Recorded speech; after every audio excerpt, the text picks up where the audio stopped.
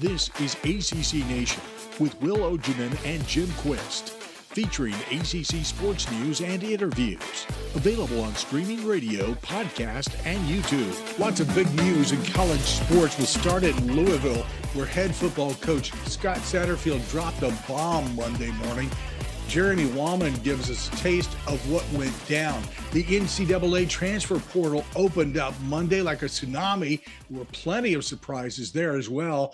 If you're looking for the CFP Top 25 and bowl matchups, look no further than ACCNation.net. We've got it all there. 9 ACC teams plus Notre Dame, as part of their agreement with the conference, are headed into postseason action. And by the time we finish recording this show, we'll know probably who has won the NCAA Women's Soccer College Cup as North Carolina faces off with UCLA. Meanwhile, on the men's side, Pitt and 3-seed Syracuse advanced to the semifinals on Friday, December 9th. 16 teams remain in the NCAA Women's Volleyball Tournament, including 1-seed Louisville, who faces 4-seed Baylor on Thursday at 1:30, and then number 2 seed Pitt takes on Florida at 2:30. The quarterfinals are on Saturday, December 10th. Will and I are getting into all kinds of stuff tonight. We've got men's and women's basketball and a look at the net rankings. Oh boy, there's some scary stuff in there. Other things as well. Some of the top players in the transfer portal. That's all coming up here in just a few moments. But first, let's check in with Jeremy and see what his thoughts are on Scott Satterfield departing in the fashion that he did. So, Jeremy, we wake up this morning to hear that Coach Satterfield has penned a deal with Cincinnati overnight. And I look at your timeline on Twitter, and it's like, what? Walk us through this thing, man.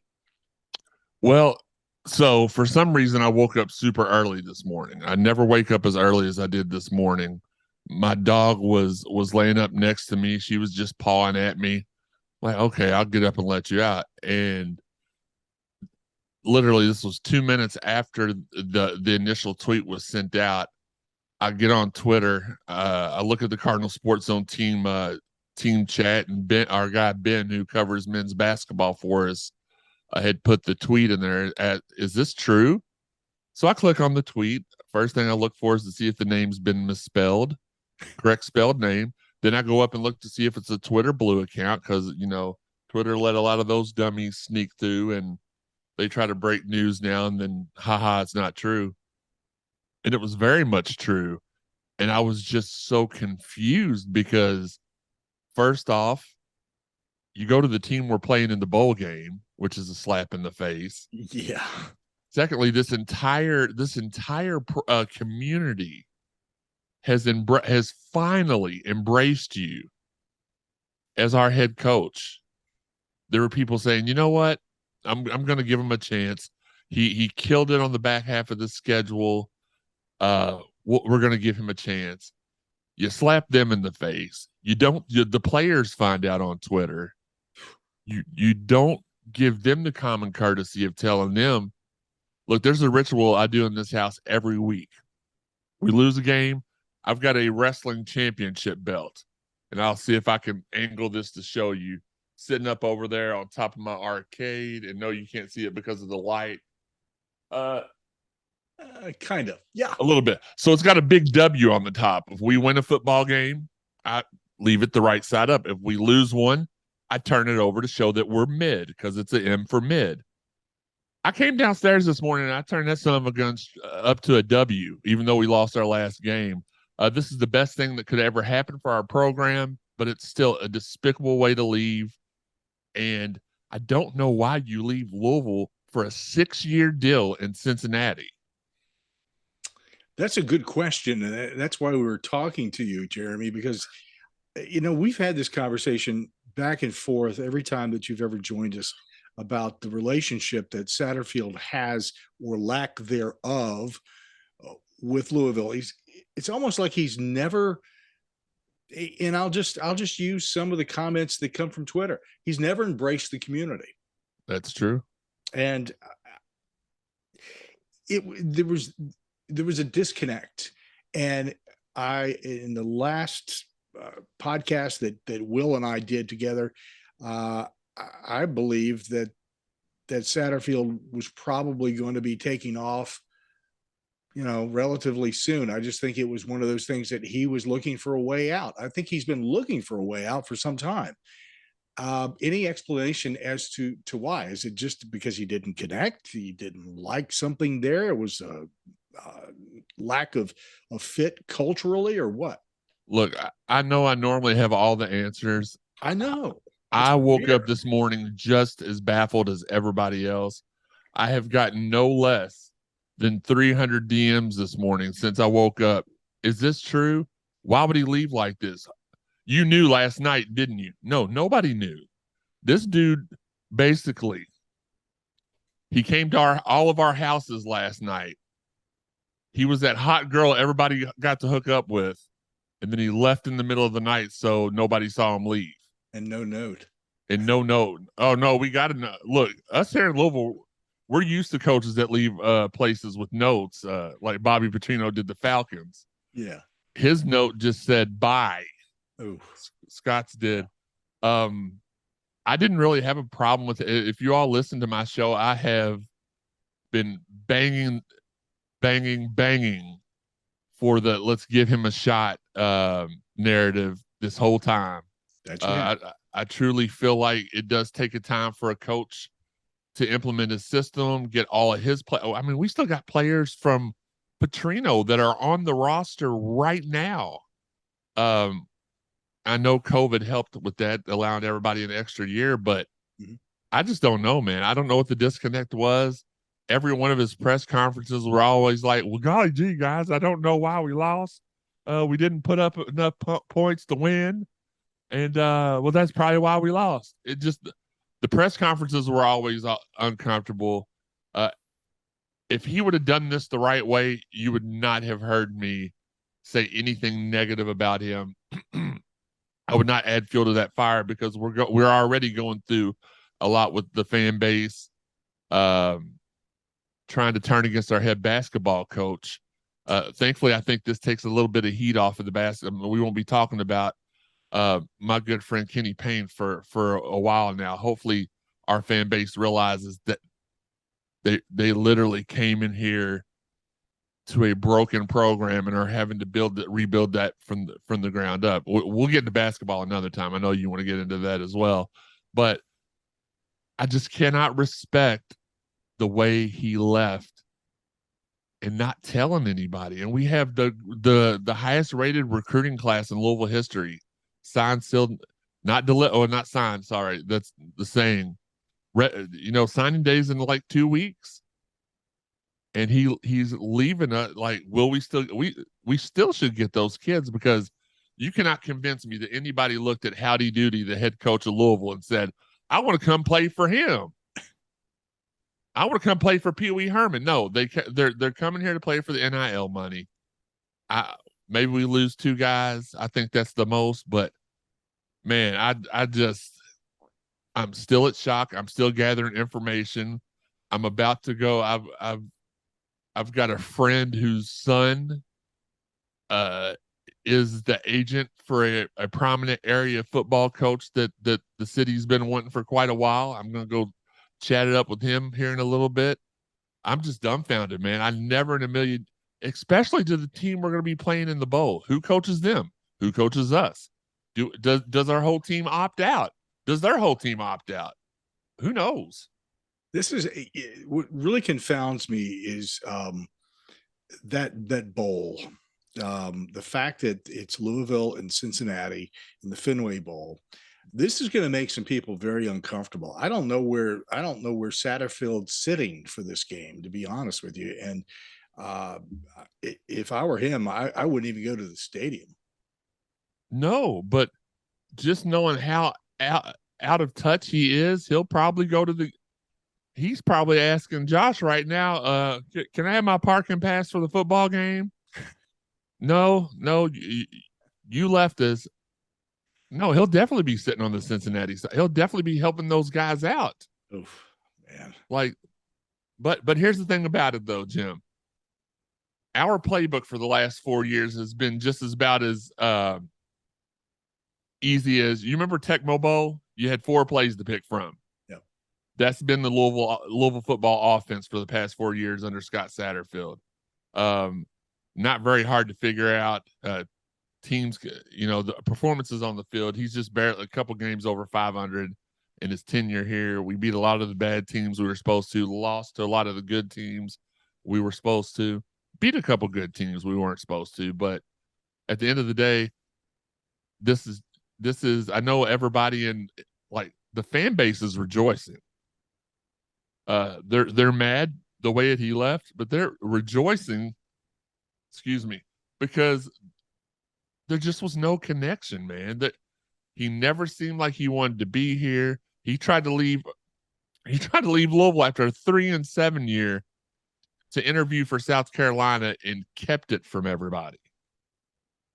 The fan base has never bounced back from that. And even when you have and I do feel like this season was like, I feel like the season was successful. We talked on a Twitter space. I think Louisville was sitting at about 3-3 at the time. And y'all asked me what could be done to save his job. And I said, probably nothing.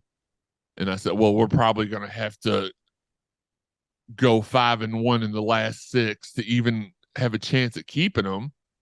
And we went 4-2 in the last 6. And we had a lot of guys that didn't play in the Clemson and Kentucky game because they were jumping in the transfer portal. And we could have won those. We could have won. We definitely should have beat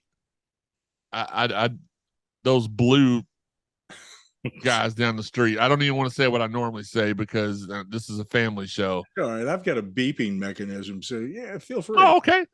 The Smurf turds down the road. I don't know if I can say turds, but we call them the Smurf turds. Yeah.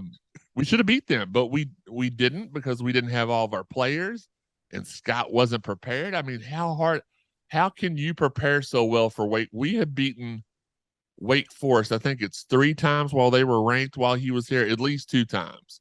His first season and this season, when they were ranked, we defeated them. You can prepare so we destroyed them this year.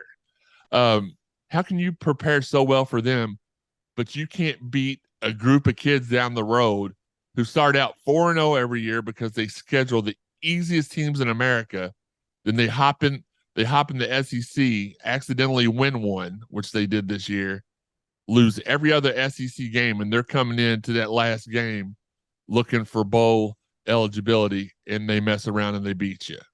Like, but you can't. Their quarterback is horrible, and people are talking about number 1 in the NFL draft. I don't know. I'm going off topic, but his lack of preparation for our rivals has always concerned me. Mm-hmm. They have drummed us the last 2 or 3 times we played them while he was here.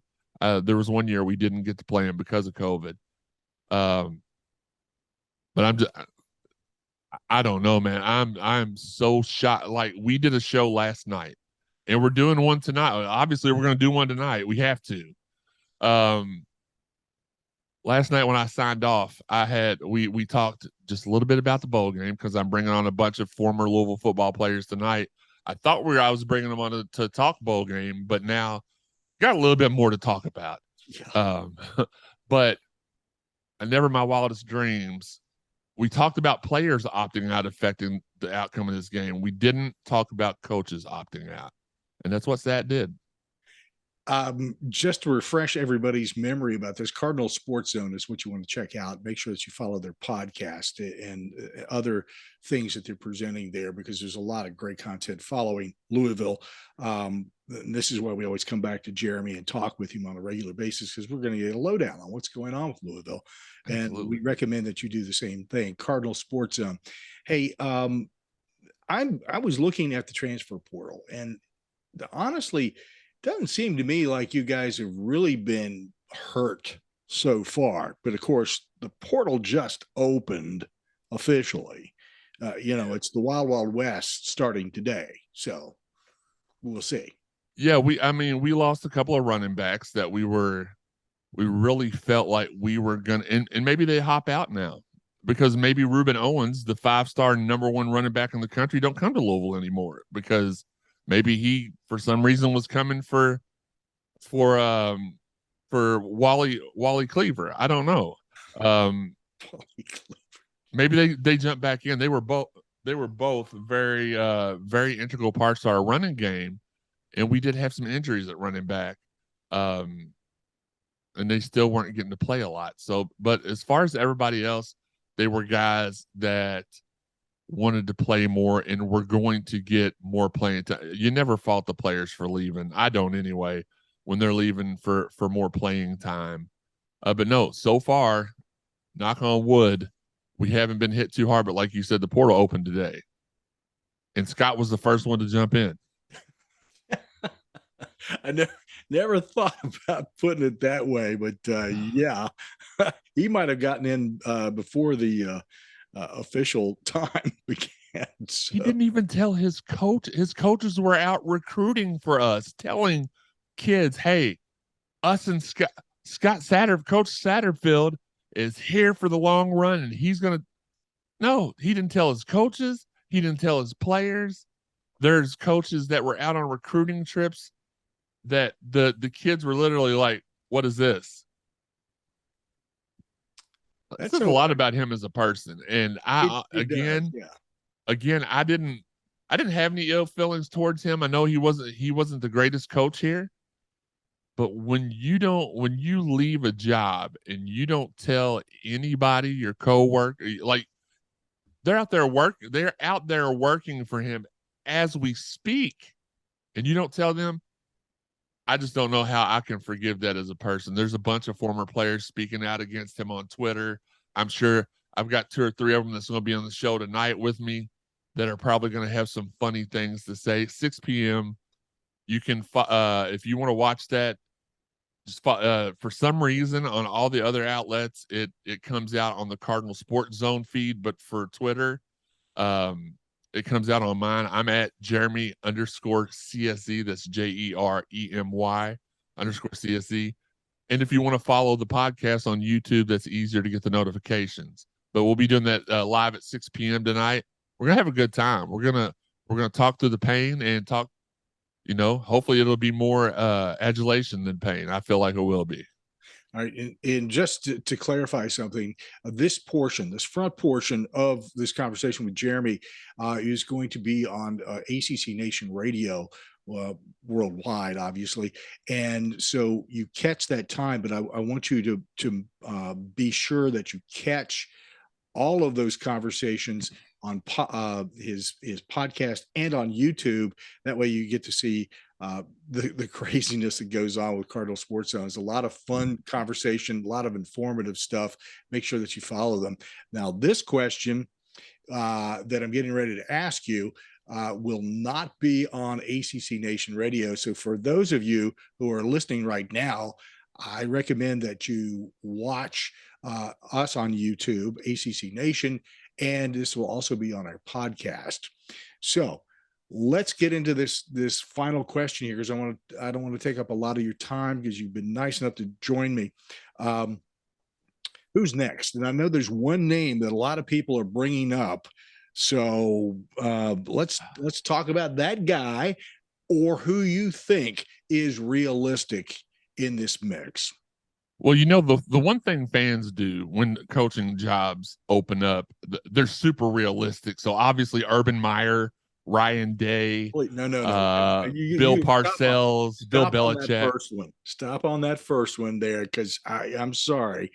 He should never be allowed back into a locker room anywhere. Now you can continue, Jeremy. No, all those were guys that we have no shot of get. That's how we do in Louisville. We put together our own list and then get mad when the administration doesn't pick somebody from that list. But there is somebody here that's very realistic, and I feel will be the next head coach of Louisville football, and that's Purdue's head coach, Jeff Brom. Mm-hmm. There's just been too much smoke. A lot of people have rumored that he turned us down twice already. That's not true. I think he did turn us down the first time. The second time the agreement was there, we had a president that was bouncing on us that didn't. Oddly enough, it's 11:35 at night. I get this notification from one of my guys that's like, check this out. And I look at it and it's a page that was like naming of new president. And I'm like, well, what's that got to do with? So I click on it. It's like Neely Bendapudi to be named the new president at Penn State. And I'm like, holy crap. So twice in the last year, I've been surprised more than I've ever been surprised in my entire life. And it was that situation in this one. I mean, I had to look at my phone 15 times before I even started to believe it. And like I said, then I checked for the spelling. I checked for Twitter Blue. I checked my calendar I knew it was December. I thought maybe it was April 1st. I just wasn't. I just woke up. So I'm allowed a little bit of time. So first thing I do, I see it. I haven't had any texts from anybody. So I know none of my friends or colleagues have seen it. So I called my guy, Steve Rummage, up and I said, dude, did you see the news? He's like, what news? Now, Steve prides himself in he finds out a lot of information first. I find out a lot. We share our information. Been friends for 20 years. Just is what it is at this point. And he said, what news? I said, and I'm like, Scott Satterfield took the Cincinnati job just as fast as I could. He's like, do what? I said, Satterfield's no longer our coach. He took the Cincinnati job. And Steve goes, oh my God, you're lying. I said, no. Oh my God. Oh my God. Oh my God. Oh my God. Let me call you back. So that's been it in a nutshell for this fan base this morning. We've been in shock. We've been in disarray. Normally I hate going to the gym, but I'm supposed to be there at 11 o'clock and I'm going to be there the whole time saying, oh my God, oh my God, oh my God, on the treadmill the entire time. It's it's going to be a trip. But yes, Jeff Brom is who I expect. But if you were like, well, take Brom out of the equation, I've got this is 2 hours old, everybody. At this point, we are 2 hours. We have known for 2 hours. And for an hour of that, I have been messaging with Jim about setting up this podcast. So I don't think there is a coaching list yet. I don't know, but if you were to ask me to pick somebody other than Jeff Brom, I just couldn't at this point because I don't know who's available. I would have loved to have got in on the Deion Sanders sweepstakes. He would have been an exciting stop. He would have been listen. Okay. You've not, Jim, listen. Yep. Listen. I'm listening. Being a Louisville fan the last 7 years has been pure heck. We've self-imposed in basketball 2 years that we didn't need to self-impose. We are sitting here this season with a team full of players that had their head coach leave them in the middle of the season last year, broke their confidence, and for some reason, unlike Stella, they can't get their groove back. It is. And then you go to football. We've had 3 head coaches in the last 7 years. Or we will have, is it 3 or this will be the 3rd? 3 coaching searches. And I remember the last 2 were insufferable because the last one was like, bring Brom home, bring Brom home, bring Brom home. Couldn't bring him home. The one before that was Petrino. Oh, we don't want him to come back. We don't want him to come back. Bring him back, bring him back, bring him back. It's been insufferable to be. Look, we are a proud program. We are proud fans. We have a proud history. But these last 6 years, 6.5 years, ever since we've joined the ACC, other than the year of the Cardinal, obviously, y'all are welcome for that, has been heck, man. And we are wanting for a day where we can cheer for both teams with pride and hopefully with us. Look, at this point, looking from the outside, if you're not a Louisville fan, if you're Jim and you see, well, they wanted Kenny Payne to come home and coach, Kenny's coming home. They wanted Jeff Brown to come home, he's coming home. At that point, it's the fans' fault if these guys don't work out because they push for them so hard when other guys could have been in play. But I'm still in a mess, man. I'm still in disarray. I I cannot believe that I'm waking up today and this is what's dominating. Like never in two. If you would have told me last night, hey, Satterfield's not going to be the coach tomorrow. Oh, and he's going to your bowl opponent. Oh, they used to be your rival. I would say, I'll put my house on it. You're lying. And I would have lost my house. Oh my. When it comes to Louisville, it's all about Cardinal Sports Zone. Jeremy Wallman is joining us and talking about what's going on with Coach Satterfield and this disruptive announcement that came overnight. And I also point out that Jeremy is obviously a movie connoisseur because of certain things that he has tossed in this conversation, like Stella getting her groove back. So points to you, my man, as always, and appreciate you coming by and talking. Go work some of this frustration out, and have a good time and clear your head, and hopefully you guys will get your man if it's the right guy, and the program will turn around and get going again. Love to see that. I sure hope so. If not, I'm gonna pull the PlayStation out and go through some dynasty seasons and pretend that we got our guy and it worked out. It all, at the end of the day, I know a lot of people give me crap for saying this. I say this a lot, but at the end of the day, it's just college sports. I love them, but us winning and losing does not affect my everyday life, and it shouldn't anybody's. It does a lot of people. But if they win or they lose, you still hopefully wake up every morning. You still hopefully have things to be thankful for. And I implore everyone to take that approach, because I've seen a lot of people unhinged on Twitter lately that take every point we score and every point that's scored against us like it's life or death. And that's not a healthy way to live life. Yeah. Unhinged in Twitter like that, my man. It goes hand in hand. I don't know if it goes finger in finger, but it for sure goes hand in hand.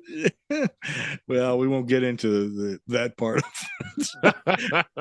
All right, Jeremy. Hey, thank you so much for joining me. It's always a pleasure talking to you and seeing your bright, shiny face and getting some of that excitement that you have and love for life and sharing that with everyone. It's always a pleasure. And again, I encourage everybody to check out Cardinal Sports Zone. Make sure that you subscribe, follow, watch it's something to behold is the only way that I can say it. Look, we talk about sports, but we also talk about Higgy and his spelling problems, Sean and his women problems, and Higgy again with his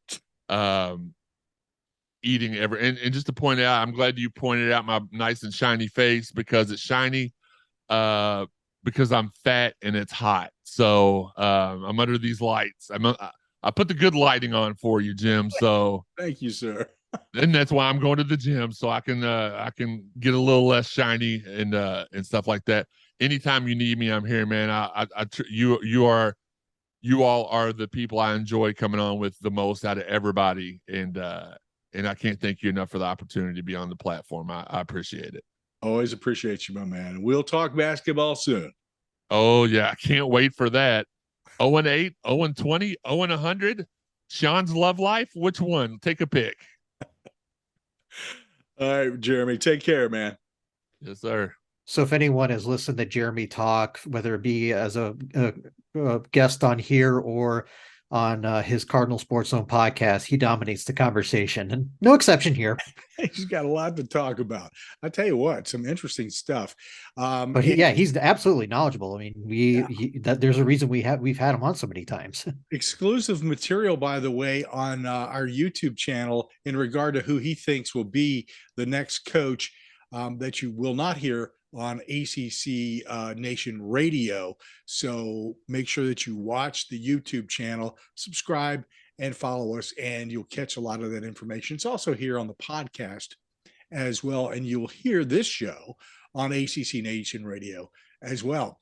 Hey, the men's and women's basketball top 25 polls and NCAA net rankings are out. The top 5 men's teams are Houston, Texas, Virginia, Purdue, and UConn, with the only other top 25 team from the conference being Duke. At number 15, the preseason number 1, North Carolina, slipped to 15 last week and has dropped out of the top 25.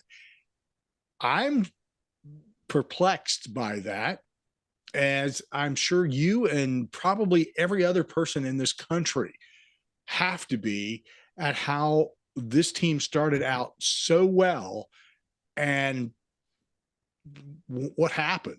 I mean, really, what happened?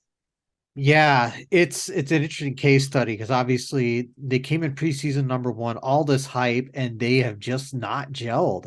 I think that's really what it is. Obviously, because even from the first game of the season against UNC Wilmington, they were very sluggish in that game. Same with all their other games for the most part.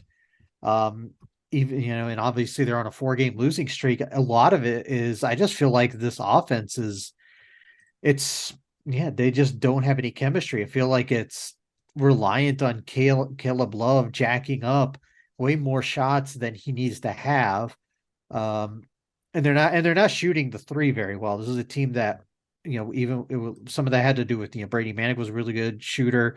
They're currently 306th in the country per KenPom in 3-point percentage, shooting 29%, ladies and gentlemen. My math tells me that if you are 306th out of 360 something teams, you are not good at shooting a three. And with the way the 3-pointer is, been generally a big deal in college basketball lately, when you're hitting less than 3 out of every 10, you're not going to have a lot of success. And I think that's going to be something they're going to have to fit. If I'm not even necessarily sure it's fixable, going forward, is something they're just, and something they're just going to have to work on a more inside game. Obviously Baycott missed the Virginia Tech game. He's been a little bit banged up this season, and they maybe they just need to work on the inside some more and stop relying on a three so much. Well, as I reminded everybody at the last podcast, it took them until February, March to really gel last season. We may be looking at a similar situation, and I'm not sure why that is. This team has all the makings of really being a number one. Whatever's going on there, fix it. The talent is there 100%, Jim. Like, the talent is there, and they obviously their next game is this upcoming Saturday against Georgia Tech. They have to win that game. If they don't win that game, I'm almost willing to say you can almost kiss their NCAA tournaments, almost goodbye with some of the way that, because they don't. I just don't see them winning a whole lot more games this season. Well, they will if they keep that up. I mean, if they lose to Georgia Tech, the schedule is not going to get much easier. Yeah, you're going to play Louisville later in the season, and you're going to win that. But a lot of teams that pretty much from about fourth place on, that can get you on any night, and it's just the way the league is this year. Hey, teams receiving votes: number 27, Virginia Tech, with good reason, since they knocked off UNC, even with Baycott out. 28, Miami, and North Carolina at 29. So they've fallen from a preseason favorite of number 1 down to 29 now. The net rankings: Virginia at 9, Duke 17. That's not good news for, not good news for Louisville. There are 363 teams, Will. Louisville is at 361. Come on, man. Get it together over there. Get the yums cranking again. Yeah, holy the only smokes. 2 teams that are below them are Houston Christian and Hartford, who is about to transition to D3, and their coach quit before the season. That's where we're at. And it just really shows how bad they've been this year. Obviously, 0-9, losing some really head scratching games to teams they have no business losing to on a normal time. But look at they're not. I have their KenPom page up in front of me. right now they're projected to win 2 games the rest of the year. Florida A&M and Lipscomb. They are projected to lose every game for the rest of the season. Obviously, they have their assist to turnover ratio is one of the worst in the country. It is just bad. There's no offensive flow. The defense is okay, but none of that matters if you can't score. And when you turn the ball over to the level they do, they turn it over on 1/4 of their possessions, which is 355th in the country. When you have teams like Virginia who can defend, especially with a guy like Reese Beekman, God, how many steals is he going to have in that game? Oof, it's going to be ugly. In the top 5 women's teams in the nation, South Carolina, Stanford, Ohio State, Indiana, and Notre Dame is now back in the top 5. And I know you're very, very happy with who they beat to get there. Oh man, I can't say, this is a family show. I can't tell you what I was doing with that win. Anyway, Virginia Tech is 7, tied for 8th. North Carolina and NC State receiving votes. Louisville at 28. Louisville has just dropped off here on the women's side as well too. It's head scratching. Miami at 32. Virginia 33. Didn't we say that they would be inching their way into that top 25 eventually? I think that's going to happen. I mean, that team has turned around significantly. Duke at 34, Florida State at 35. I'm a little surprised at Duke and Florida State being where they are. Miami and Virginia, not so much. Louisville, I don't know what to think there either on the women's side. I'm not sure what's going on. But you know what? Again, until we get into January and a little more of a regular schedule, I tend to discount a lot of stuff. But the thing is, you can really hurt yourself big time losing stupid games that you should not be losing. Yeah, and it's one thing like for Louisville to lose to Ohio State. Like you said, you mentioned that they're top 5 in the country. No shame in losing to them. No, but losing to Middle Tennessee by 18 points. Not good, especially since Middle Tennessee is like they're 5-2, but they've had some questionable losses too. So this is I'd be curious to see what the issue is there. I'd have to dig into it a little bit more, but yeah, that's a little weird to see them fall out of the rankings, because when you go past the past several years, it's been them and NC State atop the league. Yep. And we're obviously seeing some old faces return, like i.e. Notre Dame, who defeated UConn over the weekend, and which made Jim very, very happy. And we're seeing Virginia Tech in the top 10. Obviously, you mentioned the Carolina schools. We're seeing Virginia, have its best. I think they're 10-0 for the first time since like 1990. Yeah. Obviously and I've even made this point to some people on Twitter. And it's like, yeah, they're 10-0, but I think their best win is the Minnesota game. But they haven't been really tested yet. And obviously, we mentioned the ACC schedule is going to be a bit of a meat grinder. You mentioned all those teams, and even the ones that are out on the outside, like Miami, for example. I mean, there's going to be a lot of tough nights in the ACC this year. So yeah, it's going to be you got to prove yourself. It's just that if you want that top 25 ranking, you need to earn it. Further rankings, net rankings for the women: NC State at 7, Virginia Tech 8, Notre Dame 9, North Carolina 11, Duke 17, Virginia 25. So that's not too bad. Not too bad. Yeah, not bad at all. Hey, if you want to find out how your favorite ACC baseball team is doing and what to expect for the spring, well, you need to check out the fall reports by D1 Baseball. They have plenty up right now, including Boston College, Clemson, Louisville, Miami, NC State, North Carolina, Notre Dame, Virginia Tech, and Wake Forest. Obviously, a few more to come, but they've got a big chunk of the ACC done already. It'll give you a good idea of what's going on there. The final four candidates for the Heisman Trophy are Georgia's Stetson Bennett, USC's Caleb Williams, TCU's Max Duggan, and Ohio State's CJ Stroud. The four quarterbacks will find out the answer to the question on Saturday in New York. And for people like Will, who follow ice hockey religiously, especially at the collegiate level, well, maybe not so religiously at the collegiate level, but nonetheless, you and Matthew have good conversations about it on All Sports Discussion. The men's side, the most recent rankings, Notre Dame is 19, Boston College receiving votes at 26. On the women's side, Boston College is receiving votes and comes in at 16. That poll only goes to 15, obviously.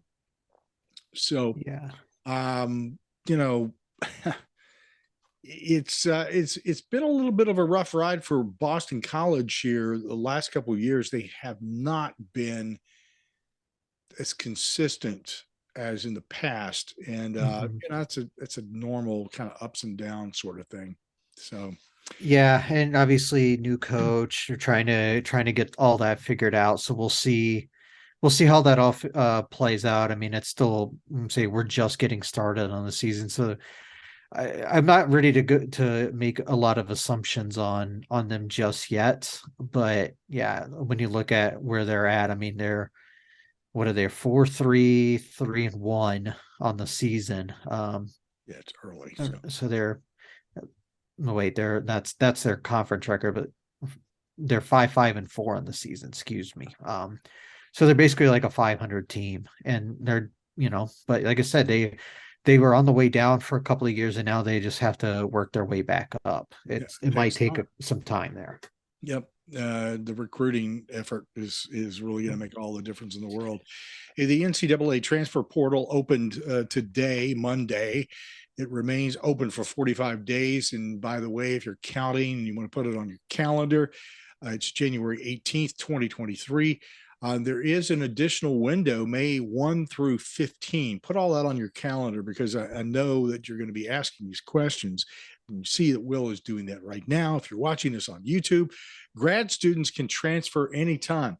So, Will, I'm assuming you have that list, that short list of top players from the ACC +1 there in front of you. So let's talk about each one of these individuals a little bit and give them their just desserts, and maybe project where we think they may be going. We know where one guy or two actually are going on that list. Yeah, so we'll start with who we know we're going. Obviously, Phil Jurkovec, it was announced a few days ago, was going to enter the portal as a grad transfer. He is now going over to Pitt. So we got a little bit of an AC interconference transfer there. And obviously go back a few days, listen to AJ Black's interview here with Jim on all of that. Also Jackie Franchuli with Wahoo's 24/7. Both of them are on the 24/7 network. Brennan Armstrong hit the portal as well, out of Virginia as a grad transfer. I'm just going to bring up, these other ones: Devin Leary, DJ Uyangole, Keaton Slovis. These guys were Jeff Sims too. All these guys, felt like they came into the season with some NFL potential, but they, for one reason or another, whether it be injuries or just poor play, they had down years, and a lot of them are just going to get out and try, a new situation to kind of build up that. Build that stock back up. And I made this comment as someone who follows Virginia the day that was announced that Armstrong would hit the portal, that it just felt like he was never really a fit for what the coaching staff wanted to do, because they're more of a play within the system staff, when Armstrong's at his best improvising. He likes to make plays on the run, and the staff doesn't necessarily like that. So, but it is what it is. Obviously, I forgot to mention Drew Pine as well. Had a great season for Notre Dame, helped them kind of steady the ship after it was starting to sink a little bit. He had a real nice season, but he is not the future there. I know Tyler Buckner, who missed most of the season, was the preferred one, but they've also been linked to some quarterbacks in the portal. I've seen Brendan Armstrong mentioned as a possibility as well. Other names of note: Fentrell Cypress of Virginia, who was second team All ACC at cornerback, has the portal, and he's probably going to look to get his name up in a higher levels. He was part of one of the better secondary tandems in the ACC with Anthony Johnson, who's now entered in the NFL draft. So that's an interesting situation to follow there. He really came on this year. You mentioned Jacob Lacey, also at Notre Dame, is actually transferring to Oklahoma. Trying to again build up his name, get an opportunity elsewhere. Nate McCollum at Georgia Tech is in the portal, and they've had several players hit the portal. With the news of Brinke getting the interim tag removed from him. Al Blades Jr., cornerback at Miami. We saw a lot of Hurricanes enter the portal. Obviously, with the comments Mario Cristobal made towards the end of the season, basically telling him to, in no uncertain terms, don't let the door hit you on the way out. He's kind of trying to get the bad apples out of the program, that the ones he perceives to be bad apples, I should say. EJ Williams, wide receiver, Clemson's in the portal as well. Clemson's had several people hit the portal. Kobe Pace, the running back, who he had more run last year as kind of a back in a two back set, but he kind of got taken over by Phil Maffa. So now he's hitting the portal, and obviously Pace had a great, real strong season in 21, had over 600 yards rushing. That's just some of I think the number now as we're recording is somewhere over 1,000, close to 1,000, if not already. One thing I want to point out here at the very front of this, we said this is a short list of the top players. From the ACC plus one. This is a handful. So if you're sitting here going, well, where's so-and-so, where's so-and-so, let me recommend this. 24/7 has great coverage of the transfer portal. You go to 24/7, just simply Google them, 24/7 transfer portal, boom, there it is. And it's updated continuously. CBS Sports, of course, is tied in with that. And you can also get the same thing basically through CBS. It's essentially the same product, but a little different spin sometimes. Right. But that'll give you a little bit of a little better idea as to that long list, because there is a long list of players from the ACC plus one who are hitting the transfer portal. Some of these guys, because teams are so large, you may not have heard of them, but they have, 3+ years left or whatever. And a lot of them are going to have immediate eligibility. And some of them could be 2, 3, 4 stars and really going to make a big difference. So they have an opportunity. They may not have done well where they are now, but they'll have an opportunity to make an impact wherever they go, whoever picks them up. You basically are going to be seeing a lot of teams rebuilding through the transfer portal and using up a lot of these great players. Yeah, and just to kind of add to that, you may not know the names, maybe they're walk-ons, but this is also maybe their opportunity to maybe drop a level and get an opportunity to play. Some of these guys who were second, third stringers are looking to maybe if they drop to the FCS level, they get to start at a school. And sometimes that's what it takes for them to play. That's what they're going to try to do. I was reading about a guy who was a walk-on quarterback at one of the schools in the ACC who has hit the transfer portal. He obviously was aware that there's no way in the world, even with the remaining time that he has, he's going to sit. He's going to be on that practice squad, and he knows it, but he wants to play.